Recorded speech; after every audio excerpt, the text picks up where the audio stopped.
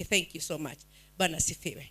So karibuni sana hata wale sio wa CFF. Karibuni sana katika miracle hii, na ninaamini Bwana ataendelea kutubariki katika jina la Yesu. Bwana sifiwe. Amen.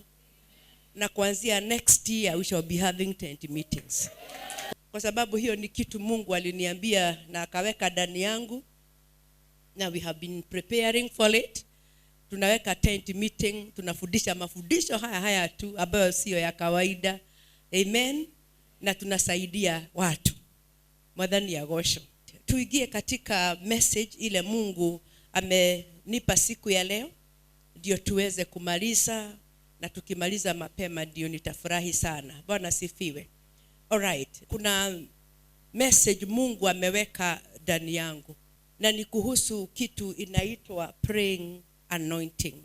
Bwana sifiwe. Praying anointing. Mafuta ambayo inatusaidia kuomba. Mwadhani ya rogosho. Kwa sababu gani? Kuna vita ambayo ni nyingi. Kuna vita ambayo, na vita hizi ni vita za kiroho. Na vita hizi hatuwezi tukapigana hivyo tu. Ndio Mungu akasema tupate mafuta ya kuweza kupigana vita. Bwana sifiwe. Na ningetaka kuanza na kusema ya kwamba praying anointing has the power over everything. Uko pamoja? Hiyo ni kumaanisha iko na nguvu kushida mambo ingine yote. And another point we can say that actually destinies are preserved by prayer. Hatima zetu, they are preserved by prayer. Bwana sifiwe sana.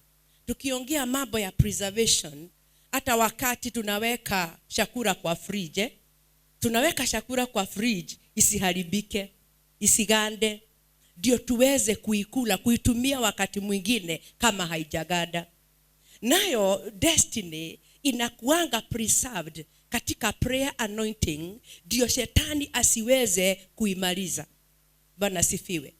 Kwa sababu watu wengi wako na mwito ambao uko katika hali ya juu sana, lakini unaona shetani anakuanga na uwezo wa kuwanyang'anya. Bwana sifiwe. Lakini ile ina preserve that destiny ni maombi. It's praying anointing. Blessed be the name of the living God. Many years ago nimeishi kuwa muombaji, na siku moja tulikuwa na some of the intercessors, were about 5 of us, and God said, I will make you shepherds over my flocks. Bwana sifiwe. Na wakati ule Mungu aliongea, it was many years and I was in college. Kwa hivyo tulikuwa tumeingia kwa kitaka ndani na timu ile tulikuwa nayo. Bwana sifiwe. Na sisi tukafikiria Mungu anaongea kuhusu the next semester. Tuko pamoja? Kwa hivyo tulikuwa tumedhani sisi wote next semester tutakuwa viongozi wa kanisa. Bwana sifiwe. Little did I know, it is a matter, it is something that you take many years to come. I remembered during my ordination day. That's the time I remembered that there was a time that God spoke many years. Are we together? Na mimi nikaendelea kuabudu Mungu, na nikaendelea kuwa muombaji, nikaendelea kuwa mtu ambaye anatafuta Mungu. I would pray in tongues, for many hours. Bwana sifiwe. And I know that it was that prayer that has preserved me up to today. Blessed be the name of the Lord. What am I saying? That your destiny can be preserved by prayer anointing. Blessed be the name of the Lord. In the book of James 5 verse 16, the Bible says, the effective fervent prayer of a righteous man availeth much. Tukiongea kuhusu fervent prayer, si maombi ya kuamka tu uombe, lakini ni maombi ambaye mtu anaamua kuingia ndani. Mtu anaamua kutafuta uso wa Mungu. Bwana sifiwe. Kwa hivyo ni kumaanisha ni kutafuta na kutafuta Mungu na kutafuta Mungu. Sio jambo moja, sio siku moja. Kwa hivyo hiyo fervent prayer ya mtu ambaye ni mtakatifu mbele za Bwana, it works much. Inafanya kazi. Kwa hivyo katika kupata mafuta ya uombezi, jambo lingine ambao linaendanisha na mafuta ya uombaji ni utakatifu. Bwana sifiwe. Kwa sababu nayo utakatifu inakulinda wewe. Inazuia adui kushika maanga yako. Inazuia adui kupata nafasi ya kukuangamiza before ufike destiny. Kama wewe ni mtakatifu na wewe ni muombaji, unatafuta Mungu ndani, Mungu huwa anaondoa adui. Bwana sifiwe. Mungu huwa ana frustrate the efforts of the enemy to kill you. Are we together? And even if you had an appointment with the death, God is able to cancel the appointment. Are we together? Kwa hivyo wakati aliniambia ya kwamba at this time, wakati huu tuko, aliniambia kile kinahitajika wakati huu ni maombi. Na sio maombi ya kawaida, ni maombi iko na nguvu. Kuna maombi ya kawaida na kuna maombi iko na nguvu ambayo inatenda miujiza, ambayo inabadilisha mambo, ambayo inaigiria, inaangusha nguvu za giza. It keeps the enemy off. Kwa sababu sio maombi ya kawaida, ni maombi iko na upako, ni maombi iko na mafuta. Blessed be the name of the Lord. Kitu moja nataka ushike. Mambo ile Mungu alinifundisha ya kwamba prayer, the prayer anointing meets your inner needs. Hii ni kumaanisha nini? Kuna inner needs zile mtu anakuanga nazo. Blessed be the name of the Lord. Ndani yako. Blessed be the name of the Lord. That one we can get it from Psalm 118, 5-6. Sinasema, in my anguish I cried to the Lord, and he answered by setting me free. The Lord is with me. I will not be afraid. Bwana sifiwe. David was in anguish. He was in a situation that caused his pain, his heart pain or sorrow. Biblia inasema katika wakati huyo, in his anguish, he called upon the Lord. He cried God, and God answers. Kwa sababu wakati mtu ako katika anguish, uko katika sorrow, uko katika mambo ndani yako inakusubua, what you need is what we call prayer anointing. Are we together? Ndio uweze kuingia ndani, ndio uweze kupenya. Hallelujah. Na ukiweza kupenya, ndio hapo Mungu anakupeanga jawabu. Ndio hapo Mungu huwa anakuongoza utafanya jambo gani. Kwa sababu wakati tuko na mambo kama hiyo, jambo lile linakujaga kwetu ni kuombewa. Ukiwa na jambo kama hilo ndani yako, watu wengi wanakibianga kuombewa. Lakini Mungu alikuwa ananiambia ya kwamba wakati kama huo hauhitaji kuombewa. You need prayer anointing. Kwa sababu wewe uko na uwezo wa kupenya. Uko na uwezo wa kutafuta Mungu kwa sababu unaelewa ni nini. Hata kusikia ni wewe unasikia. Mchungaji hata sikia. Mchungaji hana wakati wa kupenya kwa ajili yako. Bwana sifiwe. Niko na nafasi ya kupenya kwa sababu ya kanisa. Niko na nafasi ya kupenya kwa sababu ya wale wanatuingilia. Ninataka nipenye kwa sababu hiyo nina need with me. My inner need is that one as right as now. Ya kwamba they are the enemy of cross and they want to destroy every person. Na wanataka kumaliza kanisa. That's my need right now. And what do I need? It is to go to fervent prayer. The prayer anointing, I go deep until God reveals me what to do. Hallelujah. So I may not have time to go deep in prayers for your sake. And this is why you need the prayer anointing. Ndio Mungu akiweka mambo ndani yako, ndio ukiwa na anguish, ukiwa na sorrow, hautanitafuta, hautateseka, hautahangaika. You have the answer, the prayer anointing. You go deep in the spirit and God will give you an answer. Come on, somebody, receive the grace in the name of Jesus. There are many people who need this anointing today. There are many people God is raising today to stand in the gap of the nation.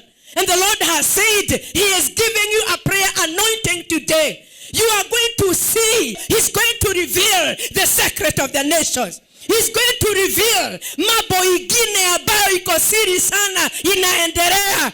And you are going to know what you are going to do. Come on, somebody. Receive that one for the nation. Katika jina la Yesu Kristo wa Nazareti. Hey, tuendelee basi. Kwa hivyo tunasema nini? It meets your inner needs. Mwadhani ya gosho. Kwa hivyo ni kuamua. Leo Mungu sababu ameashiria hiyo nguvu. Ni kuamua kuanzia siku ya leo. I will be going deep. When things comes hard, kwanza usitafute mtu, tafuta kuingia, tafuta kuzama. Hey, hallelujah. Blessed be the name of the Lord. So we are saying ya kwamba yule ambaye anatafuta Mungu ako na kitu inaitwa the freedom of fear. Anaondolewangwa uoga. Kwa sababu kuna watu huwa wana uoga. Yani uoga uko ndani yao. Lakini Mungu anasema pahali tumefika ni pahali pa kuondoa uoga. Ni pahali pa kusimama na neno la Bwana. Hallelujah. Blessed be the name of the living God. Na kwa hivyo Psalms 138 and verse 3 says, when I called, you answered me. You made me bold and stout-hearted. Blessed be the name of the Lord. Kwa hivyo ni kumaanisha nini? This praying anointing huwa inafanya mtu awe bold. Amen. Huwa inafanya mtu awe na kitu inaitwa the strength of the soul. Hello? The strength of the soul. The strength of the soul ni kumaanisha, yani soul yako iko na nguvu, iko na uwezo. You are strong. Hallelujah. You are not weak. Lakini imekupatia uweza, imekupatia nguvu. Hapo ndipo tunasemanga I feel like a bull. Kwa hivyo kuna fikanga wakati mtu anakuanga discouraged. Kuna kuanga wakati mtu anasikianga kama hana nguvu. Na ndio tunasema mtu kile anatakanga ni kuingia na kupenya. Na diposa siku ya leo I want you not to give God rest until ujazwe na roho na uwe na ability ya kuongea na new tongues. That's your prayer. Don't give God rest. Usipatie Mungu rest until you are filled with the Holy Spirit. You don't need a man to lay hand on you. You don't need somebody to lay hand on you to be filled with the Holy Spirit. You only need to go to God. Because the Bible says this is a gift. Kwa sababu roho wa Mungu ndiye atakusaidia kupenya kwa masaa mingi. Unaingia kwa tongues 2 hours. Wale mumejazwa na roho, mjifundishe kuongea na tongues 2 hours. Jifundishe kuongea na tongues 1 hour. Are you understanding? Na hiyo inakupeleka ria mwingine setani haelewi. It gives you boldness. It gives you strength. It gives you power. Amen. Na mtu ambaye ako na ujasiri, you can dare any devil. Kwa sababu unasikia uko na ujasiri. Unasikia uko na nguvu. Unasikia uko na mafuta. Hey, hallelujah. This is what some of us need. Because they are weak in their soul. Blessed be the name of the living God. Na jambo lingine ya kwamba we get guidance and satisfaction. Huwa tunaongozwa. Bwana sifiwe sana. Mungu anatuongoza. Huwa anatupa kitulizo. Blessed be the name of the living God. And then finally we have what we call deliverance from harm. Tuhamwe. Deliverance from harm. Hiyo ni kumaanisha ya kwamba Mungu ako na uwezo wa kutulinda from harm. Are we together? Na kuna wakati shetani huwa anatupagia. Kuna kitu ningetaka kanisa ujue, ya kwamba God has good plans for us. Tuko pamoja? But the devil has evil plans for us. Are we together? Kwa hivyo hiyo hiyo uovu, shetani anakaanga akitupagia efagoragwo na prayer anointing. Munanielewa? I know and I'm sure that I have been planned for. Najua nimekuwa nikipangiwa hata jama. Nilikuwa nimezama na kulikuwa usiku. Na nikazama kwa maombi. Na nikimalizia kuomba, maana I think niliomba 1 hour in tongues. Nilisikia Mungu ameniambia, somebody is planning for you. Kuna mtu amekupagia jama. Wakati niliendelea kuzama, Mungu akaniambia jina na ni nani. Do you get it? And in the course of the week nilikuwa nimejua. God had confirmed it is. Are we understanding? But now, as we continued on, nikakuja kugundua, how have God saved me from this? Ya kwamba mtu amejaribu kuni hijack lakini anashindwa. It has been impossible. Why? Hallelujah. I have the prayer anointing. Mungu aliweza kunionyesha.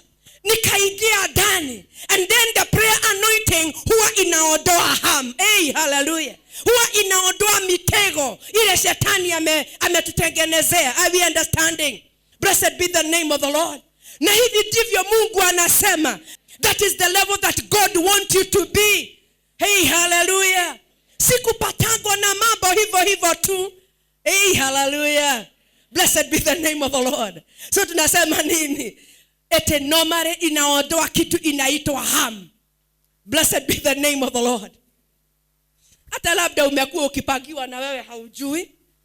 Lakini mambo haya ukiingia ndani ukisama, hata unajua haujui. Okay, labda hiyo tongue it's warfare.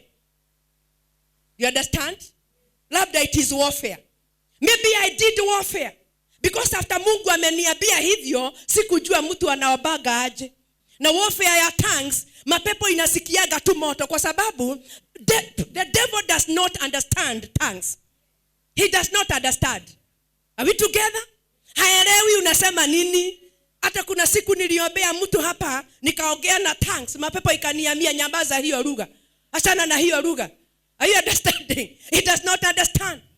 Kuna kitu inaitwa prayer anointing. Hallelujah. And this is exactly what God wants, church. Ndio tukaweze kupigana vita. Ndio tukaweze kufaulu katika jina kuu la Yesu Kristo.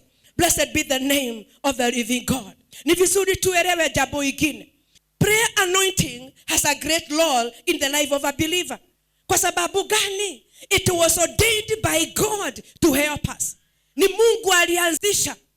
It is God who ordained that prayer. Because he wanted us to have fellowship and communicate with him. Hiyo ni kumaanisha that prayer anointing inakusaidianga wewe kuwa na uhusiano mzuri, kuwa na fellowship na Mungu, kucommunicate na Mungu. Hallelujah. Bwana sifiwe. There is an experience that God would give you. It turns your life around. It makes you purpose. Guide yako tiga. Regardless nitakushika hivi. It made me turn around. Nilikuwa ninashika Mungu hivi. Bwana sifiwe sana. Paka nilikuwa nauliza Mungu, si huku naweza patwa na wanyama. Lakini ninasahau ya kwamba pahali niko kuna uwepo. So any animal was taken care of. They could not have come. So God gave me an experience. Na ndio ilibadilisha maisha yangu kanisa. Ndio ilibadilisha maisha yangu. That anointing ndio imeniweka mpaka saa hii. Maana ni kitu tangible. Nilikuwa ninaisikia. Blessed be the name of the Lord. And before niende katika maombi, there was a ministry ya sister alikuwa anaitwa Sister Irene. I used to follow her though she died. She had a ministry of healing. Ilikuwa healing and deliverance. Bwana sifiwe sana. That is the first person. Alinipaka mafuta nikaaguka nikajisahau. Bahali nilianguka nikastuka sana. Kinyageo liagoirele kadego idhirie. Maana mimi sikusikia nikianguka. Nilijipata on the floor. Now hiyo mafuta ambao nilipakwa, I had nobody to guide me what to do with the oil. Sikuwa na mtu. Na ni wengi hapa mmekunywa mafuta, mkifika pale mnamwaga, because you don't know what to do with the anointing. But kwa sababu mimi sikuwa na mambo mingi, niliweka tu. Nilikuwa ninasikia vizuri lakini sijui nifanye nini. Lakini nikienda kuongea, nasikia naongea tofauti. Are you understanding? Na hiyo mafuta ilikorogwa sasa wakati ule niliingia kwa hiyo prayers. Are you understanding? Kwa sababu ni hiyo ilikorogwa, ikakorogwa, and my life was never the same again. I pray that God you give somebody an experience today. I pray that God you give somebody an encounter in the name of Jesus. Atakupatia encounter, lakini hiyo encounter utakuwa umeamua kwenda kumtafuta. Hallelujah. Tunaelewana? Blessed be the name of the Lord. Sasa hata ukiniona nimetoka bari, madhani ya roho yogoshi. Another thing ningetaka tuelewe, it helps us access the mind of God. Bwana sifiwe. Unaona, the mind of God hatuielewi. We don't know the mind of God. Hatujui Mungu anafikirianga aje. Hatujui Mungu anaona aje. And that is the reason why tunahitaji huyu Mungu. This is the reason why tunahitaji to go deep in the things of God. Ndio tuweze kuelewa Mungu anataka nini. Bwana sifiwe. You know, when you have the mind of God, He is able to reveal secrets even over your family. Are you understanding? He is able also to reveal the secret. Ya nini inakusubua. Kwa hivyo si mnaona, we go to diviners in vain. Wala mnatembelea diviner, you go in vain. Wala mnaenda kuambiwa mambo yenu, you go in vain. You don't need a diviner. You don't need somebody to tell you about your life. You don't need anybody. You need a prayer anointing that will make you understand the mind of God. So Mungu akona uwezo wa kukuambia nini inakusubua. Hallelujah. Akona uwezo wa kukuonyesha hata kama umeshikwa na madhabahu. Wacha nikuambie, Mungu anakuambia nini inakusubua. Are we understanding? Hallelujah. Tuko pamoja. We have the Holy Spirit. We have a prayer anointing that can access the mind of God. And your life is bare before God. Mungu anaojua, anaelewa. Hallelujah. There is nothing that is hidden in your life. Hata kama kuna jambo ulifanya miaka mingi ambapo haukutubu inaleta matatizo leo, the Lord will tell you. Bwana sifiwe. Watu wengi wamepotezwa kwa sababu ya kutaka kuambiwa mambo. Let me advise somebody. When you go to the internet, look for the preachers that you know. Hallelujah. Tafuta wahubiri wale wanajulikana. Tafuta Apostle Kemani, zikiza zake zote. Tafuta Archbishop Harrison. Tafuta Reverend Teresia. Are you understanding? Paka manabii wengine wa huku hauko unawajua, ambao ni wa uongo. Unawasikiza hapa, wanaharibu. May the Lord help us. Sijui umekuwa ukisikiza nani kwa internet. I have a serious case. Bwana sifiwe. Ya watu wamepeana pesa kwa internet. Kwa sababu ni mhubiri amehubiri. Amekuambia, nimeona ukipitia hii na hii. Nataka nikutabirie. Mungu ameniita nikiwa prophet. Are you understanding? Na wewe kwa sababu ya kutaka kuambiwa mambo yako na kutaka quick fix, unapeana pesa. Let me help you somebody today. We don't give money to men of God we don't know, because you will give to Satan. Mnanielewa? Hautoi dhabihu kwa madhabahu, haielewi. Bwana sifiwe. Hallelujah. Tuko pamoja. Tuko pamoja. Tafuta wahubiri wale unaelewa. People who cannot compromise. People who are not after money. They are not greedy for anything. They are hungry for the body of Christ. May the Lord help us. Nimeombea several people ambao wamekuwa engaged kwa internet. Wengine nyinyi wasichana youth, ati kuna group inajiita ya Masigos. Internet inajiita ya Masigos. Ati hapo ndipo mnakutana muoane. Oh my God. Kama unataka kujua mke wako, kama unataka kujua mume wako, go deeper, hallelujah, and you get the mind of God. Because marriage is God who ordained it. Ni Mungu alianzia ndoa, hallelujah. So nimeharibu hiyo. Si Ghost Club ya internet. Hiyo kama kuna kitu inawaharibu ni hiyo. Let me advise you there. Mnahitaji muniite kasemi na nyinyi mnafikiria mnaweza olewa. Wale mmefikisha 18 na 20. Bwana sifiwe sana. You marry from the fellowship, from the friendship. Marry from the fellowship. The people you know. Don't marry a stranger. You don't marry a stranger. You don't marry people from Nigeria because they are calling themselves prophet. Let me ask you, you youth, you need a prophet or a husband?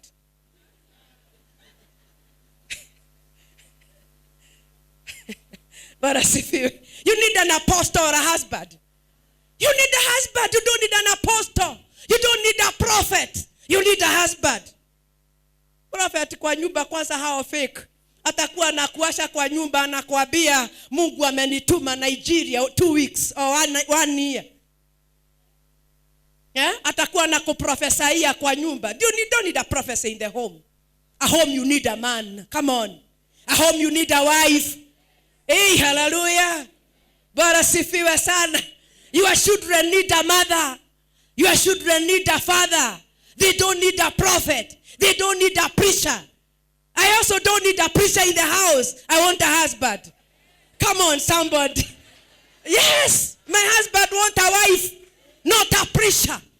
If you go yourself in the house as a preacher, utakuwa tempted. Unajua sasa nikisema simameni, mnasimama. Ketini, mnaketi. Leteni sadaka, mnaleta bio. Unaweza jaribiwa kuambia, chukua zile vikombe, peleka kitchen. Unaweza jaribiwa. Unaweza jaribiwa. Mnanielewa? Bwana sifiwe sana. We need a prayer anointing to know where we are getting. Blessed be the name of the Lord. I don't need a man. You don't need a woman. Ati ametoka kwa madhabahu, anaingia kwa nyumba, onadageria ni ule maguta maigihite. Ukijaribu kumuongelesha, please touch not the anointing.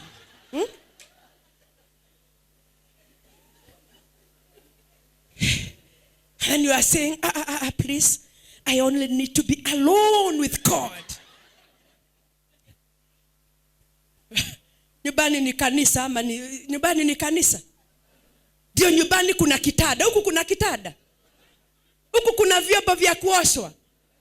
Hiyo ndio tofauti ya kanisa na nyumbani. Blessed be the name of the Lord. Hallelujah. What am I saying? We need to connect with God. We need the anointing that has the access to the mind of God. Ndio tujue Mungu anataka aje katika maisha yetu. Hallelujah. Blessed be the name of the Lord. Are we getting somewhere? Bwana sifiwe sana.